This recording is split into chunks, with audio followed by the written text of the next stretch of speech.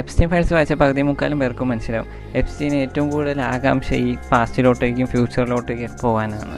കാരണം ഈ എപ്സ്റ്റീൻ്റെ ഒരു അൺസീൽഡ് ആയിട്ടുള്ളൊരു ഫയൽ പറയുന്നുണ്ട്, ട്രാവൽ ടു പാസ്റ്റ് പോകുമ്പോൾ വല്ലതും പ്രോബ്ലംസ് ഉണ്ടോ, ബയോളജിക്കലി വല്ലതും പ്രോബ്ലംസ് ഉണ്ടോ, അങ്ങനെ ഒരുപാട് കാര്യങ്ങൾ അത് ചോദിക്കുന്നുണ്ട്. അത് നമുക്ക് കാണാൻ സാധിക്കുന്നുണ്ട്.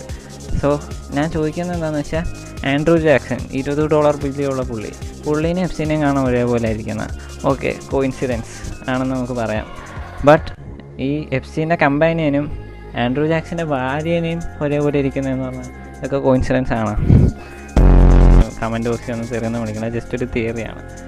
പുള്ളിയാണെങ്കിൽ പണ്ട് പാസ്റ്റിൽ പോയിട്ട് ഒരു പ്രസിഡൻ്റ് ആവും, ഇതിൻ്റെ ഇടയ്ക്കും പുള്ളിയാണെങ്കിൽ ടൈം ട്രാവൽ ചെയ്ത് ഒരുപാട് പേരിൻ്റെ ഇറക്കിയിട്ടുണ്ടാവാം, ഉണ്ടായിട്ട് ചിലപ്പോൾ ഒരു സാധാരണക്കാരനാവാം. അതുകൊണ്ടായിരിക്കും നമുക്ക് ആ ആൻഡ്രൂ ജാക്സൻ്റെ ടൈം ലൈനും ഇപ്പോഴത്തെ ജെഫ്രി എപ്സ്റ്റീൻ്റെ ടൈം ലൈനിൻ്റെ ഇടയ്ക്കുള്ള ആൾക്കാരെ നമുക്ക് ഐഡൻറ്റിഫൈ ചെയ്യാൻ പറ്റാത്ത സാധ്യതയില്ലേ?